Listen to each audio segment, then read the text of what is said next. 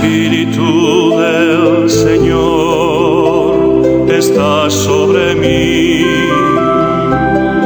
Me envió para sanar. Laudetur Jesus Christus.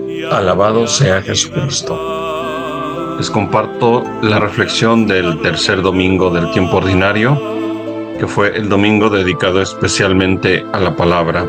En este sexto continente, el continente virtual, al que también somos enviados a evangelizar. Euntes docete omnes gentes. Vayan y enseñen a todas las naciones. Paz y bien en Cristo Jesús el Señor. Los saluda su hermano, Padre Francisco Estrada Sandoval. Iniciamos con la oración colecta.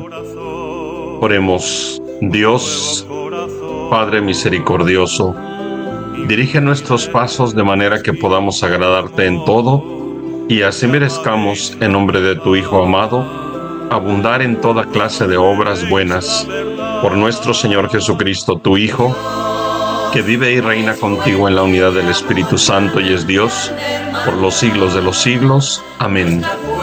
Proclamación del Santo Evangelio de nuestro Señor Jesucristo según San Lucas. Gloria a ti, Señor. Muchos han tratado de escribir la historia de las cosas que pasaron entre nosotros, tal y como nos las transmitieron los que las vieron desde el principio y que ayudaron en la predicación. Yo también, ilustre Teófilo, después de haberme informado minuciosamente de todo desde sus principios, pensé escribírtelo por orden para que veas la verdad de lo que se te ha enseñado. Después de que Jesús fue tentado por el demonio en el desierto, impulsado por el Espíritu, volvió a Galilea. Iba enseñando en las sinagogas. Todos lo alababan y su fama se extendió por toda la región. Fue también a Nazaret, donde se había criado. Entró en la sinagoga, como era su costumbre hacerlo los sábados, y se levantó para hacer la lectura. Se le dio el volumen del profeta Isaías. Lo desenrolló y encontró el pasaje en que estaba escrito: El Espíritu del Señor está sobre mí, porque me ha ungido para llevar a los pobres la buena nueva, para anunciar la liberación a los cautivos y la curación a los ciegos, para dar libertad a los oprimidos y proclamar el año de gracia del Señor. Enrolló el volumen, lo devolvió al encargado y se sentó. Los ojos de todos los asistentes a la sinagoga estaban fijos en él. Entonces comenzó a hablar diciendo: Hoy mismo se ha cumplido este pasaje de la Escritura que ustedes acaban de oír. Palabra del Señor. Gloria a ti, Señor Jesús. Iniciamos pues la reflexión, la meditación del Santo Evangelio de este tercer domingo del tiempo ordinario del ciclo C.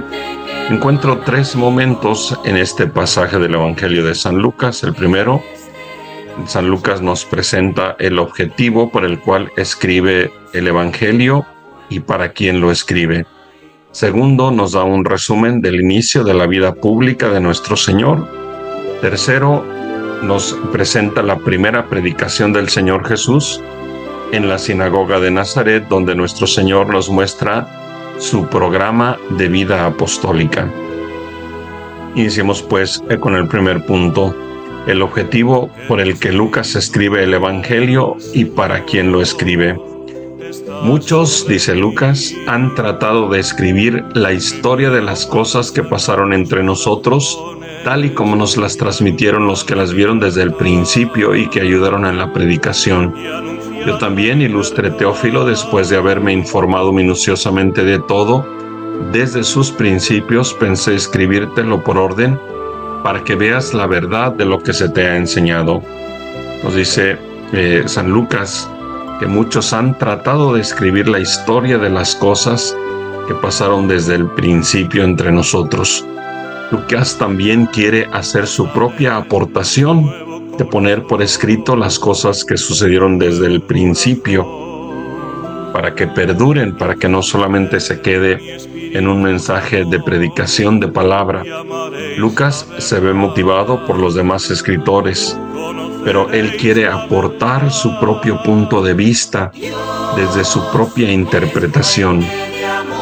A esto que Lucas nos relata, a este deseo que tiene Lucas en su corazón, la Iglesia lo llama inspiración del Espíritu Santo, por lo que no es solamente un deseo del escritor, que eso ya de por sí es algo bueno y noble.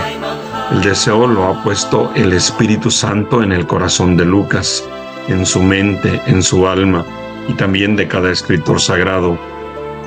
Así lo afirma la Constitución Dogmática Dei Verbum sobre la Divina Revelación en el número 11 del Concilio Vaticano II, que cito a continuación.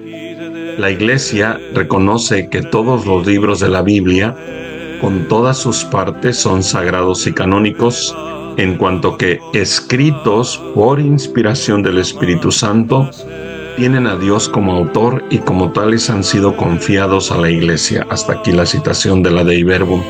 Entonces, esto que nosotros escuchamos de San Lucas no es un dato meramente así como para rellenar el libro, o como iniciar como una especie de introducción del Evangelio, sino que en realidad Lucas nos está dando un aporte muy interesante de cómo surge esa inspiración, cómo lo fue inspirando el Espíritu Santo, a partir de cómo también a su vez él va viendo cómo otros van escribiendo y luego cómo él se va informando minuciosamente.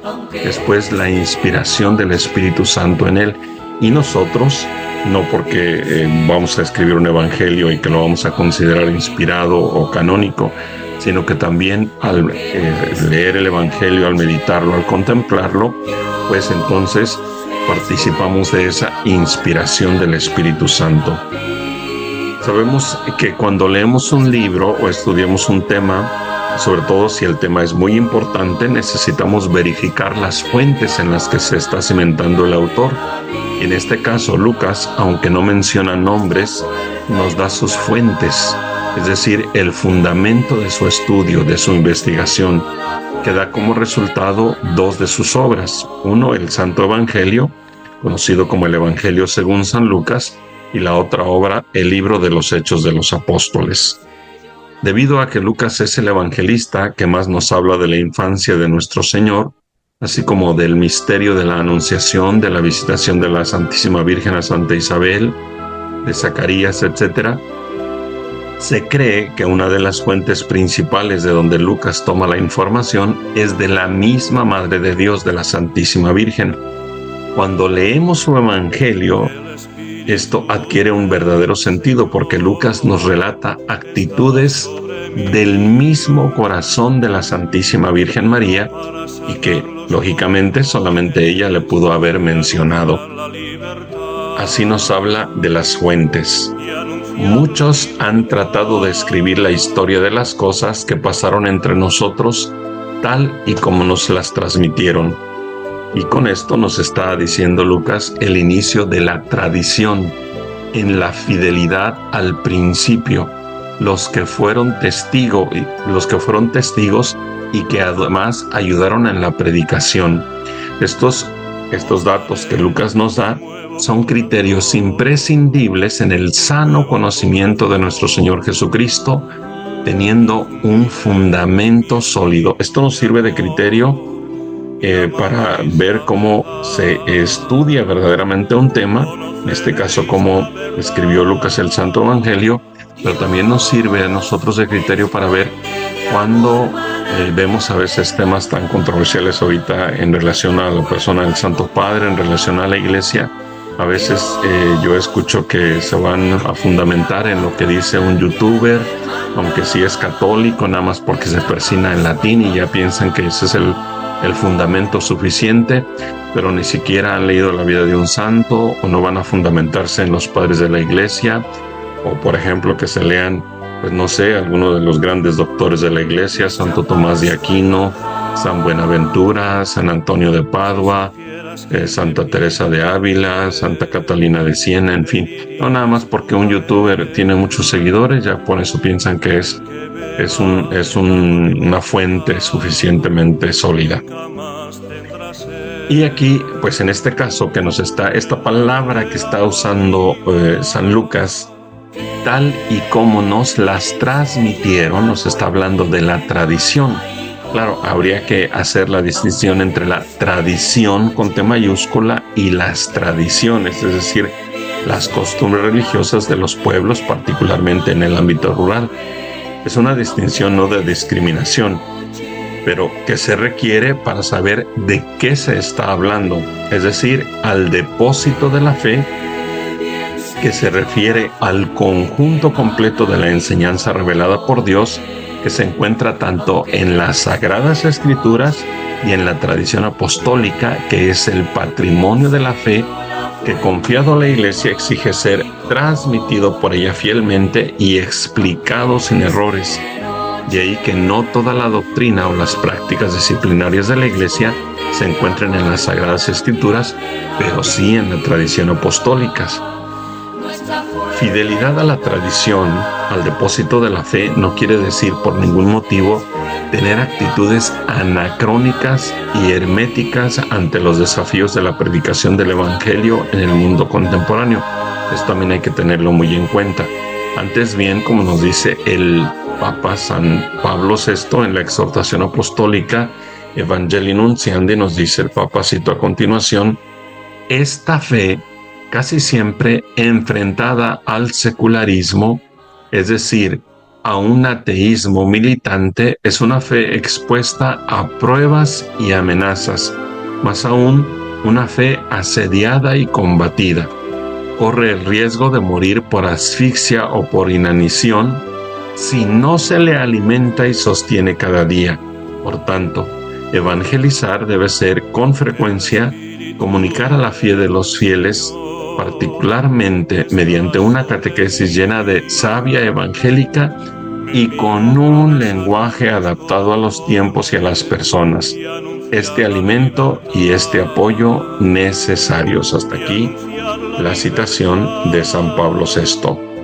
El Nuevo Testamento es un claro ejemplo de fidelidad a Jesucristo y a la vez de inculturación del Evangelio, es decir, que el Evangelio se encarna en la propia cultura, tal como sucedió con el evento guadalupano, por ejemplo, ya hablando de acontecimientos en la historia de la Iglesia. Así lo expresó San Juan Pablo II en la canonización de San Juan Dieguito Cuautla Toatzin. Cito esto en la homilía: el acontecimiento guadalupano, dice San Juan Pablo II, como ha señalado el episcopado mexicano, significó el comienzo de la evangelización con una vitalidad que rebasó toda expectativa. El mensaje de Cristo a través de su madre tomó los elementos centrales de la cultura indígena, los purificó y les dio el definitivo sentido de salvación. Así pues, Guadalupe y Juan Diego tienen un hondo sentido eclesial y misionero y son un modelo de evangelización perfectamente inculturada. Hasta aquí la citación de San Juan Pablo II. Y dice, continúa San Lucas: yo también, ilustre Teófilo, después de haberme informado minuciosamente de todo desde sus principios, pensé escribírtelo por orden para que vieras la verdad de lo que se te ha enseñado. Lucas no conoció a nuestro Señor Jesucristo. Él viene de un ambiente pagano, del mundo griego, es discípulo de Pablo. En esto podemos constatar la profunda fecundidad de la predicación de Pablo, su espíritu misionero que ha dado frutos de santidad, que ha suscitado un evangelista y el único, hermanos, el único escritor que nos habla del nacimiento de la Iglesia en los Hechos de los Apóstoles.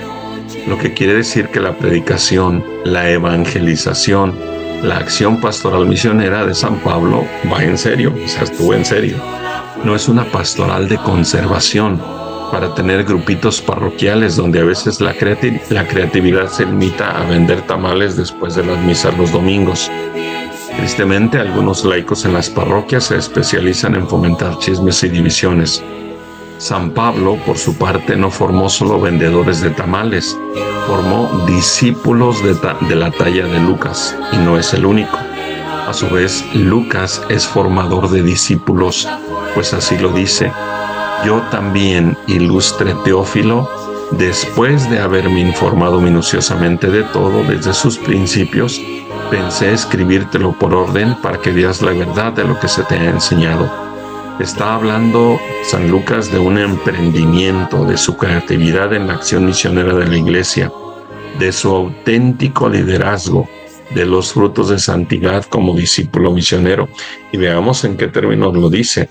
Primero, después de haberme informado minuciosamente de todo. Y les digo una vez más, hay gente que escucha una crítica del Papa Francisco, ahora que tantísimo se critica al Papa. Yo lo digo en relación a los laicos de la iglesia, de parroquia, de comunión diaria y de Biblia en la mano y toda la cosa, rosario enredado en las manos. Y luego ya les creen a los youtubers. Y sin haberse informado minuciosamente de todo, desde sus principios. Este es un criterio muy importante y para todo nos vale, no solo para el Evangelio. Hay que informarse minuciosamente de todo antes de abrir la boquita. Después de haberme informado minuciosamente de todo desde sus principios, pensé escribírtelo, fíjense, por orden. Esta es la mente y el corazón de Lucas. Este es un discípulo de San Pablo. Para que veas, esta es la finalidad, la verdad de lo que se te ha enseñado. Y en este sentido, pensemos en el contexto de los evangelios apócrifos, es decir, se escribieron varios evangelios que eran más fábulas que otra cosa. Y dice, ilustre Teófilo, ¿verdad? Y también cuando San Lucas inicia la obra de los Hechos de los Apóstoles, dice, en mi primer libro, oh Teófilo, he hablado de todas las cosas que Jesús comenzó a hacer y enseñar. Ya que estoy citando el inicio de los Hechos de los Apóstoles. En el primer libro, refiriéndose al Evangelio, oh Teófilo, he hablado de todas las cosas que Jesús comenzó a hacer y a enseñar.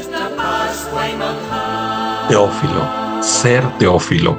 Para Teófilo escribe el Evangelio, es decir, para el que ama a Dios. Eso quiere decir la palabra Teófilo, es decir, Lucas escribe su Evangelio para aquellos que aman a Dios. Lucas no escribe el Evangelio con una finalidad académica o intelectual, sino como nos lo dice San Juan en su Evangelio, para suscitar la fe, para que crean que Jesús es el Hijo de Dios y para que creyendo tengan vida en su nombre. Para nuestra reflexión, ¿con qué actitud me acerco al Santo Evangelio? ¿Me considero un Teófilo, una Teófila? Lucas, guiado por el Espíritu Santo, se informó minuciosamente sobre la vida de nuestro Señor. ¿Cuánto conozco la vida de nuestro Señor Jesucristo? Lucas, en su gran espíritu misionero, en su pasión por predicar el Evangelio, a semejanza de su gran maestro San Pablo, escribe sus dos obras, el Evangelio y el libro de los Hechos de los Apóstoles. En mi espíritu misionero, en mi pasión por predicar el Evangelio, en la urgencia que Cristo reine, ¿qué estoy haciendo concretamente? En cuanto a la formación que impartimos en las comunidades, tenemos el ejemplo emblemático de Lucas, discípulo de Pablo. En Lucas podemos ver los procesos formativos de Pablo. En este sentido, los obispos de Hispanoamérica nos dicen en el documento de Aparecida, y cito, es necesario formar a los discípulos en una espiritualidad de la acción misionera, que se basa en la docilidad al impulso del Espíritu, a su potencia de vida que moviliza y transfigura todas las dimensiones de la existencia. Y esto que viene es muy importante, que dicen los obispos de Hispanoamérica. No es una experiencia que se limita a los espacios privados de la devoción, sino que busca penetrarlo todo con su fuego y su vida. El discípulo misionero, movido por el impulso y el ardor que proviene del Espíritu, aprende a expresarlo en el trabajo, en el diálogo, en el servicio, en la misión cotidiana. Hasta aquí la citación de los obispos en el documento de Aparecida. ¿Cómo son los procesos de formación que se viven en nuestras comunidades? En la comunidad familiar, en la comunidad parroquial, en la comunidad religiosa. Como padres de familia y muchos como padrinos de bautismo y de confirmación, tienen en cuenta el compromiso que asumieron de educar en la fe a sus hijos y ahijados, sabiendo que la principal enseñanza es la vida de nuestro Señor Jesucristo? Y pasamos al segundo punto que decíamos en este pasaje del Evangelio de San Lucas, el resumen del inicio de la vida pública. Después de que Jesús fue tentado por el demonio en el desierto, impulsado por el Espíritu, volvió a Galilea, iba enseñando en las sinagogas, todos lo alababan y su fama se extendió por toda la región. En 4 puntos, Lucas nos muestra un compendio de la vida de nuestro Señor Jesucristo, iniciando así con su vida pública. Después de que Jesús fue tentado por el demonio en el desierto, impulsado por el Espíritu volvió a Galilea, iba enseñando en las sinagogas y 4, todos lo alababan y su fama se extendió por toda la región. Llama mucho la atención, queridísimos hermanos, de la presencia de 2 espíritus. Por una parte, el espíritu del mal, que acecha a Jesús, lo tienta, lo quiere desviar de su misión, lo quiere confundir para destruir finalmente su naturaleza de hijo amado del Padre. Espíritu del mal que estará en diferentes maneras con sus insidias. Muchas veces este espíritu habla y actúa en los sumos sacerdotes, en la persona de los fariseos, de los escribas, que son supuestamente grupos de iglesia muy piadosos, pero que al estar en contra de Cristo actúan literalmente como el anticristo. El demonio estará también al pie de la cruz en su último esfuerzo, tentando al Señor. Si eres el Hijo de Dios, bájate de la cruz y te creeremos, usando así el demonio el mismo esquema de las tentaciones del desierto. Si eres el Hijo de Dios, haz que estas piedras se conviertan en pan. Si eres el Hijo de Dios, arrójate desde aquí. Si eres el Hijo de Dios, te postras y me adoras, etc. Pero más importante es la presencia del Espíritu Santo, por quien se ha realizado la encarnación del Verbo en el seno purísimo de María Santísima. Hoy Lucas nos lo recuerda, impulsado por el Espíritu. Esta es la vida del Señor Jesús. Por eso justamente se llama Cristo, es decir, Mesías, ungido por el Espíritu Santo. El mismo profeta Isaías lo profetizará: el Espíritu del Señor está sobre mí porque me ha enviado. Podemos decir que la vida del Señor Jesús es la vida en el Espíritu Santo. Y este mismo Espíritu lo impulsa a una vida misionera. Últimamente hay movimientos de devoción al Espíritu Santo que se enfocan mucho en dones extraordinarios, pero quizá no han puesto atención al Santo Evangelio. El impulso principal del Espíritu Santo en los Evangelios es a evangelizar, y evangelizar no en las 4 paredes de un templo. Posiblemente nos hace falta tener más claridad en la pastoral de la Iglesia, que de suyo la palabra pastoral indica misión, el cuidado de las ovejas, las que están dentro del redil y las que no, porque también hay ovejas que no son de este redil y el pastor las quiere reunir a todas en un solo redil y bajo un solo pastor. La pastoral de la Iglesia es pastoral litúrgica, pastoral profética y pastoral social, y ahí se desprenden todas las pastorales. Todos lo alababan y su fama se extendió por toda la región. No confundamos esta fama como la de un superstar, un youtuber, una estrella de Hollywood. Nada más lejos de la vida de nuestro Señor que esa fama.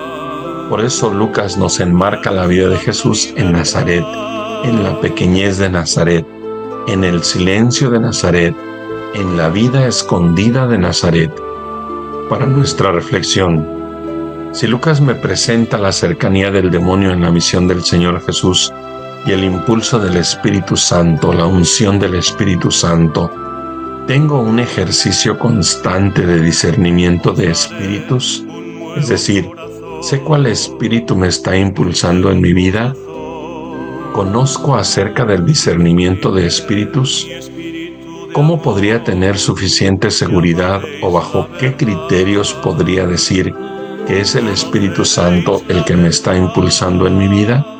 Dios es fuente de amor, manantial de hermandad. La primera predicación del Señor Jesús en la sinagoga de Nazaret donde nuestro Señor muestra su programa de vida apostólica. Llegamos así a la tercera parte en este pasaje del Evangelio.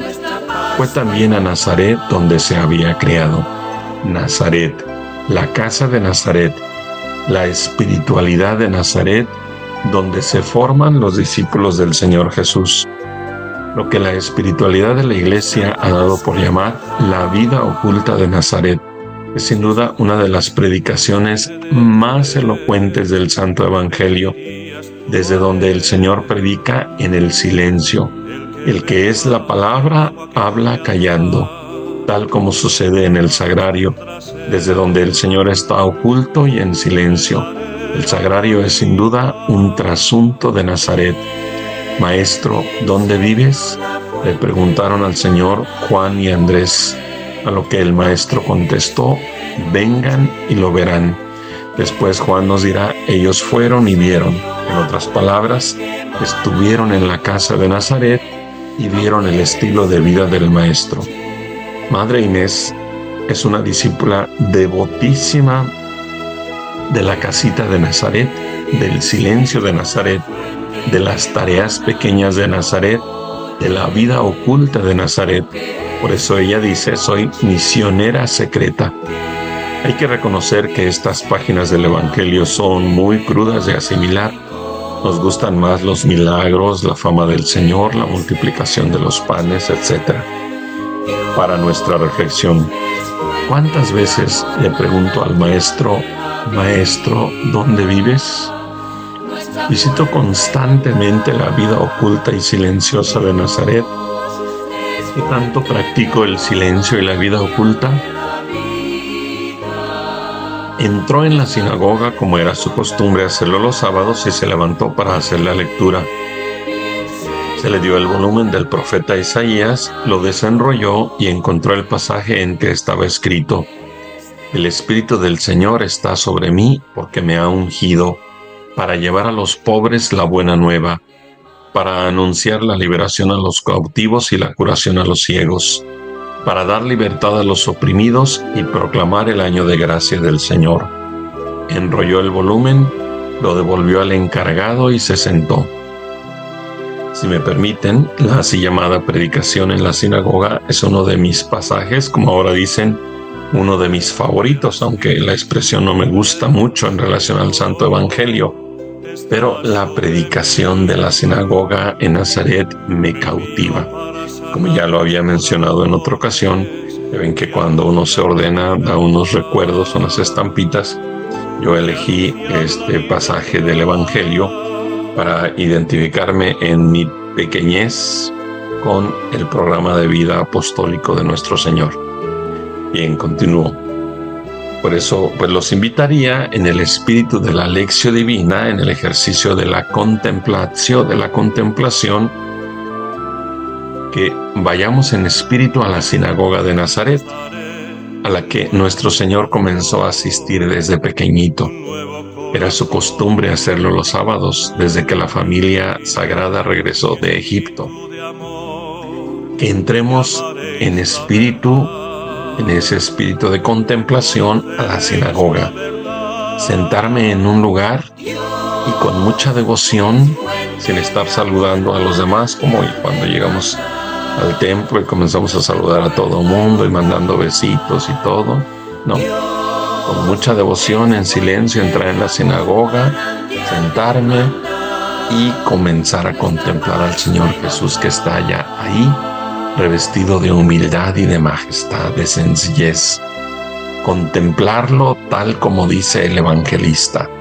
Los ojos de todos los asistentes a la sinagoga estaban fijos en él. Y así mis ojos quieren estar fijos en Jesucristo, en la liturgia de la palabra y luego en la liturgia eucarística. Mi mirada puesta en Jesús, sin perder un detalle, porque Él está ahí para mí. Por eso el Verbo eterno se encarnó, para que yo lo pudiera ver. Entonces se levanta para hacer la lectura, se le da el volumen del profeta Isaías y lo desenrolla hasta veo las manos del Señor Jesús cómo va desenrollando el rollo del profeta Isaías, con detalles sencillos que nos regala el Espíritu Santo a través de San Lucas, pero detalles que nos pueden ayudar mucho. Posiblemente, una vez que desenrolló el volumen, hizo una pausa y ve a los ojos de los asistentes en la sinagoga y me ve a mí, te ve a ti a los ojos. Y comienza a leer el pasaje del profeta Isaías con cuánta solemnidad y a la vez con cuánta sencillez. Su tono de voz tan varonil, su personalidad, su mansedumbre, su autoridad y no como los escribas y fariseos, su manera de transmitir el mensaje.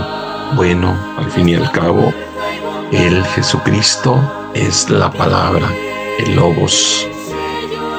En este ejercicio de la contemplación, nos podríamos ayudar de una buena imagen de esta escena evangélica. En relación con la persona del Señor Jesús, cuando uno contempla la sábana santa, no puede uno más que quedarse hipnotizado por esa imagen extraordinaria. Todo en él es impresionante, hasta la postura de su cuerpo en su santísima muerte es solemne y humilde a la vez. Sus manos, sus pies, su cabeza, su rostro, ni se diga. Por otra parte, las películas de Jesús pueden ser de ayuda para alguien. En lo personal me distraen. A mí no me llama la atención las películas de nuestro Señor, porque unos actores como el Jesús de la película de Zeffirelli parece que está siempre asustado, en un continuo susto. O me puede inspirar un Jesús asustado. Otro de otra película, no sé cuál, está visco. El de la pasión de Mel Gibson, mejor ahí le dejo. Mejor me voy a contemplar la sábana santa y desde ahí saco la imagen de nuestro Señor para poder imaginármelo en la sinagoga de Nazaret.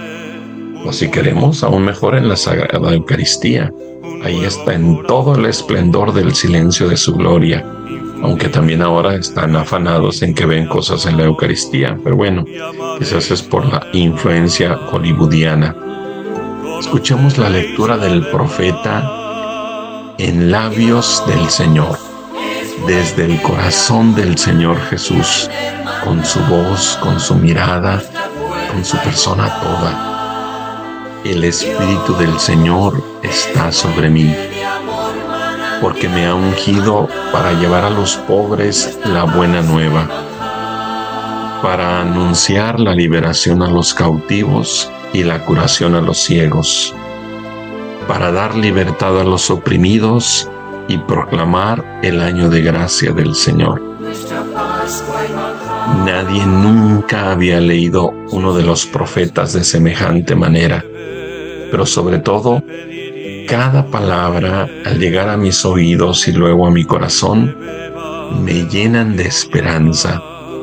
Son palabras que había esperado tanto para que alguien me las dijera. Y es el mismo Dios hecho carne el que me las dice. Se encarnó para hablarme en mi propio idioma, para hablarme desde mi propia humanidad.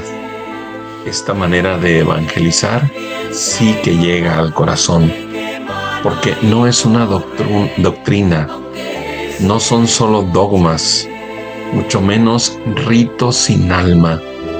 Tampoco es una lengua muerta, arcaica. No, nada de eso. Este pasaje de Isaías se ha convertido en palabra viva en el corazón, en los labios, en la voz, en la palabra del que es la palabra. Esto que acaban de oír, hoy se ha cumplido. En cuanto al contenido, se trata de la identidad y de la misión del Señor. Se trata de quién es el Señor y cuál es su acción. El Espíritu del Señor está sobre mí porque me ha ungido. El domingo del bautismo contemplamos el cielo que se abrió por la oración de nuestro Señor y descendió el Espíritu Santo sobre él. En el prólogo del Evangelio de San Juan, el Bautista nos refiere: y Juan dio testimonio: he visto al Espíritu bajar del cielo como una paloma y quedarse sobre él. Yo no lo conocía, pero aquel que me envió a bautizar con agua me dijo: verás al Espíritu bajar sobre aquel que ha de bautizar con el Espíritu Santo y se quedará en él. Hasta aquí el prólogo de San Juan. Por eso justamente lo llamamos Cristo, que quiere decir ungido, es decir, Mesías. Entonces Jesucristo, Jesús ungido por el Espíritu Santo, lleno del Espíritu Santo, Jesús en quien habita toda la plenitud de la divinidad, nos dirá San Pablo. Nosotros somos ungidos por participación, porque somos miembros de este cuerpo santísimo cuya cabeza está ungida, este cuerpo místico del que nos habló San Pablo en la segunda lectura de este tercer domingo en la carta a los Corintios. Y como también lo dice el Salmo en referencia a la unción de Aarón, pero que recordamos que cada palabra y cada coma de la Escritura Sagrada se escribieron en relación con el Señor Jesús. El Salmo dice: la unción se derrama desde la cabeza y va pasando por la barba hasta la franja de su ornamento. Jesús nos hace partícipes de esa unción que inicia en el momento de la encarnación, donde toda la humanidad, absolutamente la humanidad de todos los tiempos, cada ser humano participa de esta unción del Espíritu Santo. Así lo profesamos en el credo niceno-constantinopolitano. Y se encarnó por obra del Espíritu Santo, o como Lucas lo dice en la Anunciación a la Santísima Virgen: el Espíritu Santo descenderá sobre ti. Recordando que la primera que participa de tal unción es precisamente María Santísima.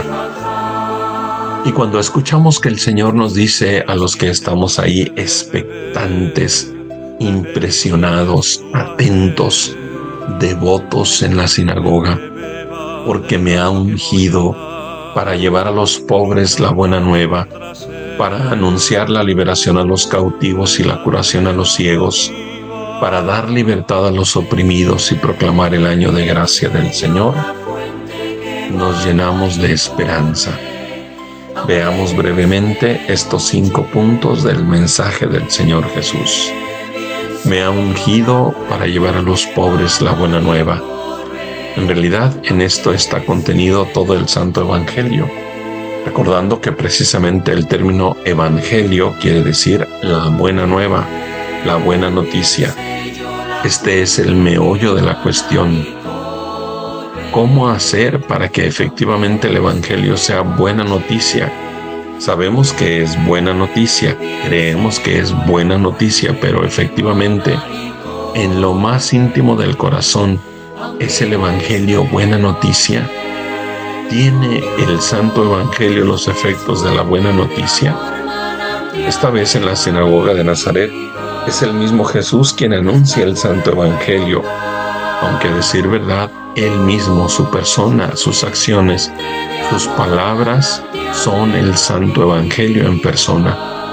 Así que decir que el Santo Evangelio es buena noticia es decir que Jesucristo mismo es buena noticia, el Evangelio del Padre. Se trata de cómo ya mencionamos, de la misión de Jesucristo, de su programa de vida, el programa de vida del reino de Dios. Es el núcleo de la misión de Jesucristo. Por eso lo vemos en los evangelios como el Dios compasivo y misericordioso. Por eso los leprosos, los ciegos le gritan: Jesús, hijo de David, ten compasión de nosotros. Por eso la mujer que tiene una hemorragia desde hace años se acerca con plena confianza en medio de la multitud a tocar aunque sea la punta del manto del Señor. Por eso la mujer cananea le suplica que tenga compasión de su hija que está poseída por un demonio. Por eso en el diálogo con la samaritana, quien había sido una mujer a merced de sus afectos desordenados, encuentra en Jesús la fuente de agua viva que sacia la sed de amor. Por eso la mujer adúltera es perdonada. Por eso de la Magdalena son expulsados 7 demonios. Por eso la salvación llega a la casa de Zaqueo. Por eso Francisco de Asís deja todo para llegar a decir de Jesús, mi Dios y mi todo, alcanzando su estilo de vida una fecundidad espiritual inigualable, etcétera, etcétera. Por eso el mismo Jesús nos dirá desde su sacratísimo corazón, vengan a mí todos los que están cansados y agobiados por la carga, y yo los aliviaré. Cuando Juan el Bautista está en la cárcel, en un espíritu de discernimiento, manda a sus discípulos a preguntarle, ¿eres tú el que ha de venir o tenemos que esperar a otro? Jesús les contestó, vayan y cuéntenle a Juan lo que ustedes están oyendo y viendo. Los ciegos ven, los cojos andan, los leprosos quedan limpios, los sordos oyen, los muertos resucitan y una buena noticia llega a los pobres.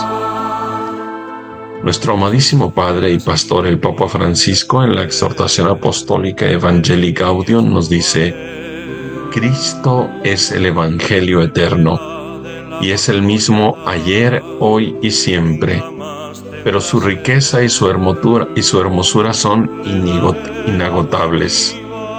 Él es siempre joven y fuente constante de novedad.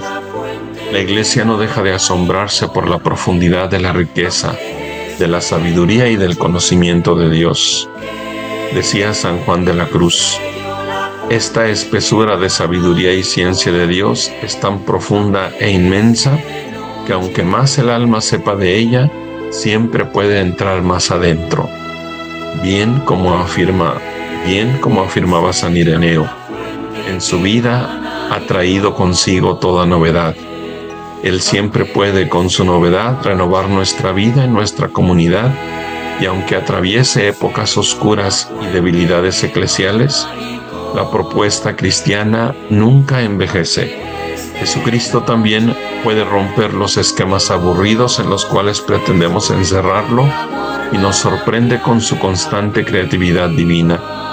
Cada vez que intentamos volver a la fuente y recuperar la frescura original del Evangelio, brotan nuevos caminos, métodos creativos, otras formas de expresión, signos más elocuentes, palabras cargadas de renovado significado para el mundo actual. En realidad, toda auténtica acción evangelizadora es siempre nueva. Hasta aquí, el Papa Francisco. Por su parte, los obispos de Hispanoamérica y el Caribe nos dicen en el documento de Aparecida que las multitudes anhelan el Evangelio de Jesucristo. El Evangelio solo puede ser Evangelio en el corazón de los pobres, porque para ellos ha sido enviado el ungido, es decir, el Cristo, el Mesías. Los pobres en el sentido más profundo de la palabra, no solo en el sentido material, porque habrá muchos pobres que vivan en la miseria, pero cerrados al Evangelio, como de hecho tristemente sucede.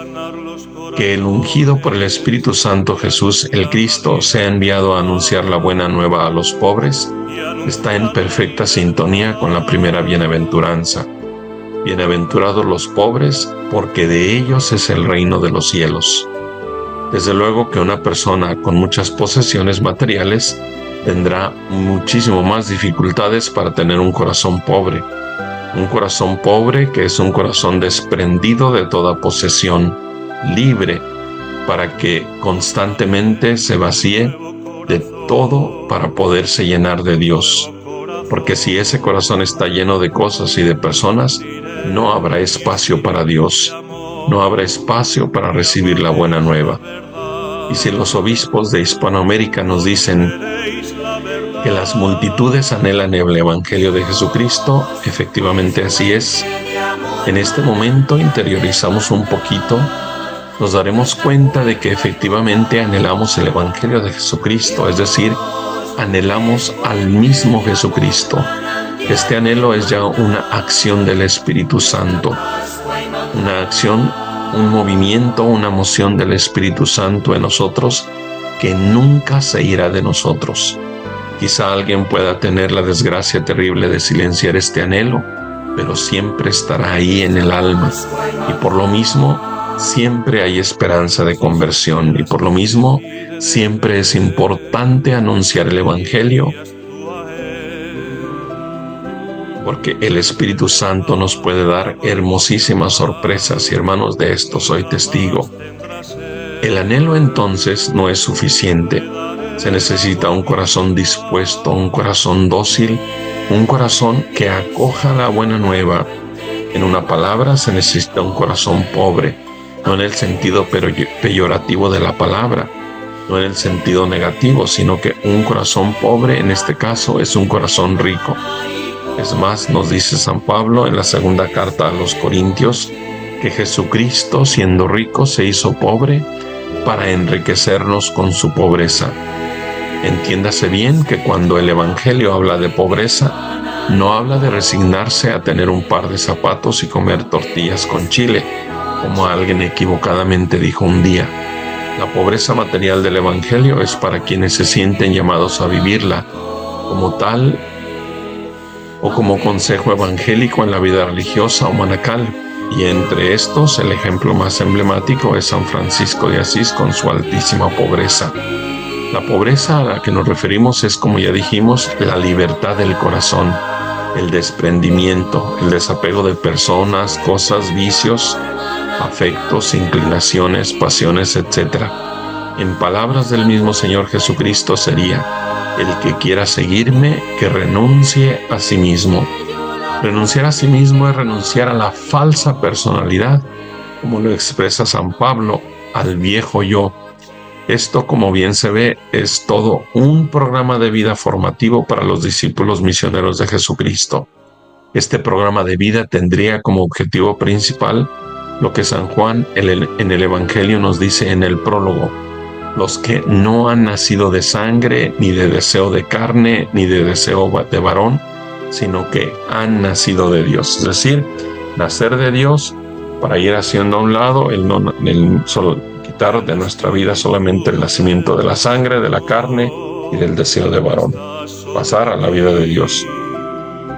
Para nuestra reflexión: ¿es Jesucristo evangelio viviente, buena noticia para mi vida? En mi comunidad estoy viviendo un proceso de formación que me lleve a descubrir el espíritu de pobreza como de uno de los valores principales para aceptar la buena nueva que es Jesucristo, mi comunidad familiar, mi comunidad parroquial, mi comunidad religiosa. Si ya estoy en el camino de la pobreza espiritual como desprendimiento, como renuncia del viejo yo para llenarme de Jesucristo, ¿cómo llevo a cabo el ejercicio constante de desprendimiento cada vez más profundo? Para anunciar la liberación a los cautivos y la curación a los ciegos, para dar libertad a los oprimidos y proclamar el año de gracia del Señor. Los efectos, los frutos del anuncio del Evangelio a los pobres son la liberación, la curación, la libertad y, más importante, el año de gracia del Señor. En 3 grupos nuestro Señor ubica 3 estados en los que vivimos muchos de los seres humanos: cautivos, ciegos y oprimidos. Llama muchísimo la atención que se anuncia el Evangelio a los pobres, se anuncia la liberación a los cautivos, se cura a los ciegos y se libera a los oprimidos, y finalmente se proclama el año de gracia del Señor. Cautivo en sentido bíblico es la persona esclava, desterrada, confinada o presa, en especial la que es apresada en la guerra. El pueblo de Israel tenía una cruda experiencia del cautiverio. Esta era parte de la historia de la salvación. Seguro muchos conocemos el hermosísimo Salmo 126, que canta el regreso del cautiverio. Cito algunos versículos. Cuando el Señor hizo volver a los cautivos de Sión, nos parecía estar soñando. Nuestra boca se llenaba de risa y nuestra lengua de gritos de alegría. Entonces, hasta los paganos decían: qué grandes cosas ha hecho el Señor por ellos. Y en cuanto a la ceguera espiritual, ciego espiritual, pero también el Señor dio la vista a los ciegos. El caso emblemático del ciego de nacimiento, que genera toda una controversia, y podemos ir a buscarlo en el Evangelio. En cuanto a la libertad de los oprimidos, podríamos pensar en la samaritana, en la Magdalena, en la mujer adúltera, en Zaqueo, en los endemoniados, principalmente el endemoniado de Genezaret. El año de gracia que proclamó Isaías debió parecerle al pueblo de Israel muy lejano. Sin embargo, el pueblo no dudó las palabras del profeta, las conservaron en su corazón y las meditaron durante generaciones. Si no se habrían de cumplir cuando se escucharon por primera vez, aún seguían siendo la palabra del Señor, proclamada a través de un profeta, y el día llegaría cuando se revelaría plenamente la misericordia de Dios. Finalmente, cuando el Señor Jesús declara con toda solemnidad: hoy mismo se ha cumplido este pasaje de la Escritura que acaban de oír, llegó el momento de su plenitud, cuando llegó la plenitud de los tiempos. No se trata de un año civil, es una manera de hablar del nuevo tiempo de Dios, el Kairos, el tiempo de la salvación, el tiempo de la misericordia, cuyo júbilo renovamos en la Santa Iglesia cada 25 años, como este año 2025, año jubilar de la esperanza. Nosotros en realidad vivimos desde Jesucristo en el año de la gracia, no en el año de la condenación, sino en el tiempo del amor del Padre que se derrama en nuestros corazones por el Espíritu Santo que se nos ha dado. Para nuestra reflexión: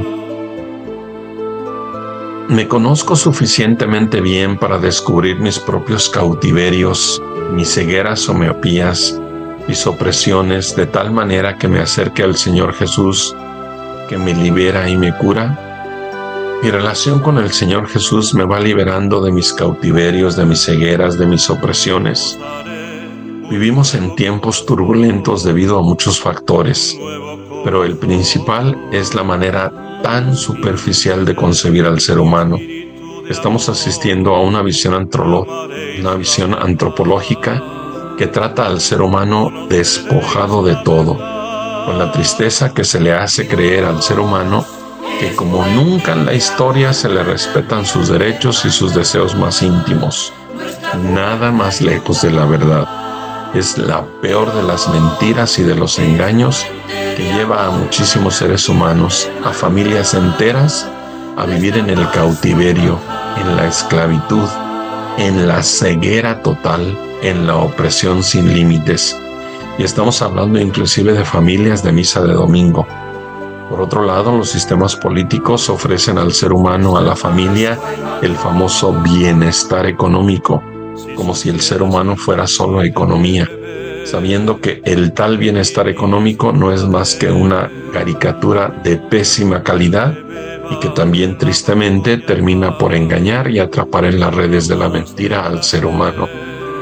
La Constitución Pastoral Gaudium et Spes sobre la Iglesia en el mundo actual del Concilio Vaticano II nos dice en el numeral número 10, cito: en realidad, de verdad, los desequilibrios que fatigan al mundo moderno están conectados con ese otro desequilibrio fundamental que hunde sus raíces en el corazón humano.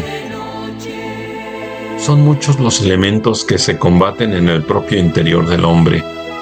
A fuerte criatura, el hombre experimenta múltiples limitaciones.